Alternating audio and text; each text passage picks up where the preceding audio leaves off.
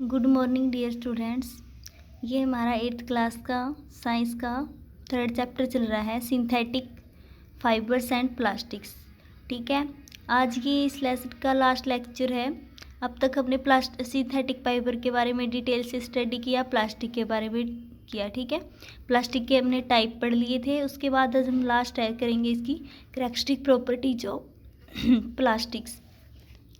जो प्लास्टिक है इसकी क्या क्या मेन प्रॉपर्टीज होती हैं जिसकी वजह से इसका हम यूज़ करते हैं। ठीक है, तो हमारी सबसे पहले प्रॉपर्टी है कि प्लास्टिक है वो नॉन रिएक्टिव है। ठीक है, प्लास्टिक क्या है, नॉन रिएक्टिव। जैसे हमने देखा है कि जो मेटल्स होती हैं वो क्या हो जाती है, कोरोड हो जाती है। ठीक है, उनके ऊपर रस्ट लग जाता है। लेकिन जो भी प्लास्टिक से बना मटेरियल है, ठीक है, उनके ऊपर हमने कभी भी ये नहीं देखा कि वो कोरोडेड है। ठीक है, क्योंकि उनके ऊपर कभी रस्ट नहीं लगता।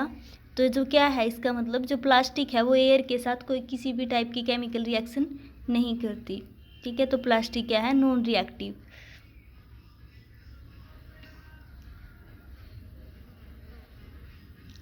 तो प्लास्टिक है नॉन रिएक्टिव, फर्स्ट प्रॉपर्टी ये होगी। इसलिए इसका हम क्या करते हैं, मेनली यूज करते हैं प्लास्टिक के मटेरियल्स का। ठीक है, वो सेफ़ रहती है इन्वायरमेंट में, जैसा उसको हम रखते हैं वैसे ही रहती है। उसके बाद है इसकी second property, plastic is light, हल्की होती है, स्ट्रॉन्ग होती है और ड्यूरेबल होती है, ज़्यादा लंबे टाइम तक चलने वाली। जैसे हमने देखा होगी कि प्लास्टिक की बाल्टीज होती है, मग होता है, ये क्या होते हैं, इनका वेट लाइट होता है और ये बहुत लंबे टाइम तक चलती है। ठीक है, तो इसलिए हम इनको क्या बोल सकते हैं, ये ज़्यादा स्ट्रॉन्ग होती है और ड्यूरेबल होती है। और क्या है प्लास्टिक की मेन, कि जो प्लास्टिक से जो चीज़ें बनी होती हैं वो उनकी जो कॉस्ट होती है वो कम होती है। लेकिन अगर उनकी जगह हम मेटल्स की यूज़ करते हैं, ठीक है, तो उनकी जो प्राइस है वो हाई होता है। तो एक और है ये बेनिफिट कि प्लास्टिक का जो यूज है वो नॉर्मल फैमिली भी कर सकती है, मीडियम फैमिली भी। उसके बाद आता है हमारा third, plastics are poor conductors. जो प्लास्टिक होते हैं ये पुअर कंडक्टर्स होते हैं, हीट के भी और इलेक्ट्रिसिटी के भी। ठीक है, ना इनमें से हम हीट पास करते हैं खुद में से, और ना ये इलेक्ट्रिसिटी पास करते। तो इसलिए जो इलेक्ट्रिकल स्विच होते हैं वो किस चीज़ के बने होते हैं, प्लास्टिक के। ठीक है, मेनली बैकेलाइट के बने होते हैं, वो हमने एक टाइप में डिस्कस किया था इसके। ठीक है, तो जो प्लास्टिक का ही बना होता है इलेक्ट्रिकल स्विच, क्योंकि उसमें से क्या होता है, इलेक्ट्रिसिटी पास नहीं करने देता और हम करंट से बच जाते हैं। और क्या होता है, किचन के अंदर जो बर्तन होते हैं उनके ऊपर जो हैंडल्स लगा होता है वो भी क्या होता है, प्लास्टिक का बना होता है। क्यों, क्योंकि उनमें से हीट को पास ट्रांसफ़र नहीं होने देता वो, तो वो गर्म नहीं होगा, इसलिए उसका हम क्या कर सकते हैं, यूज। तो ये थे मेन 3 प्रॉपर्टी होती हैं। प्लास्टिक क्या है, नॉन रिएक्टिव है, कोरोडेड नहीं होती, इसलिए हम इसका ज़्यादा यूज करते हैं। लाइट होती है, वेट हल्का होता है, स्ट्रॉन्ग होती है और ड्यूरेबल होती है। और प्लास्टिक्स है वो क्या है, पुअर कंडक्टर है हीट का और इलेक्ट्रिसिटी का, इसलिए इलेक्ट्रिकल स्विचेस वगैरह में भी इसका यूज होता है। उसके बाद है plastics and the environment. Plastic का इन्वायरमेंट के साथ क्या रिलेशन है। अब कोई भी चीज़ है अगर उसके बेनिफिट है तो कुछ ना कुछ उसका हार्मफुल भी होता है। ठीक है, तो इसका हार्मफुल्स क्या है कि जो प्लास्टिक्स है ये हम घरों में खाना पकाने के लिए और बर्तन किसी भी चीज़ के लिए बहुत ज़्यादा यूज करते हैं, घरों में यूज करते हैं। तो इस क्या हो जाता है, जो प्लास्टिक के बर्तन वगैरह हैं, मतलब प्लास्टिक से बनी जो चीज़ें हैं वो बहुत ज़्यादा इकट्ठी हो जाती है।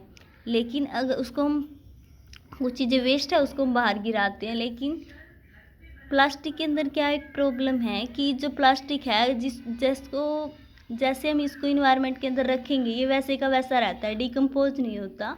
ठीक है, तो अगर ये बहुत ज़्यादा अमाउंट में इकट्ठा हो जाएगा तो ये क्या करेगा, हमारे लिए पोल्यूशन का काम करेगा। तो प्लास्टिक्स क्या है, इन्वायरमेंट के अंदर इकट्ठा हो जाता है और डिकम्पोज नहीं होता, तो ये हमारे लिए क्या करता है, प्रॉब्लम काज करता है। तो ये एक इसका डिसएडवांटेज है, इसलिए प्लास्टिक की जगह हमें और किसी भी चीज़ का यूज करना चाहिए जो इन्वायरमेंट के अंदर के लिए फ्रेंडली हो। तो दो टाइप के मटेरियल होते हैं सब्सटेंस, तो आपने सुना होगा बायोडिग्रेडेबल और non biodegradable.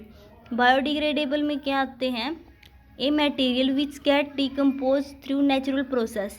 Biodegradable, bio means living organism होते हैं जो बैक्टीरिया फंजाई, उनके द्वारा डिग्रेडेबल होता है डिकम्पोजिशन। तो जो लिविंग ऑर्गेनिज्म के द्वारा डिकम्पोज हो जाए उनको बोलेंगे कि वो बायोडिग्रेडेबल है। तो a material which gets decompose through natural processes, जो नेचुरल प्रोसेसेस के थ्रू डिकम्पोज हो जाए, such as action by bacteria, ठीक है, जैसे कि बैक्टीरिया के एक्शन से, तो उसको बोलेंगे कि वो बायोडिग्रेडेबल है। ठीक है, जो भी एनिमल का वेस्ट होता है, प्लांट का वेस्ट होता है, ये सभी क्या है, बायोडिग्रेडेबल, इन्वायरमेंट के अंदर इकट्ठा नहीं होते। लेकिन नॉन बायोडिग्रेडेबल में कौन से आते हैं, a material which is not easily decompose by natural process, वो मटेरियल जो ईजिली डिकम्पोज नहीं होते नेचुरल प्रोसेस के थ्रू, तो उनको बोलेंगे नॉन बायोडिग्रेडेबल।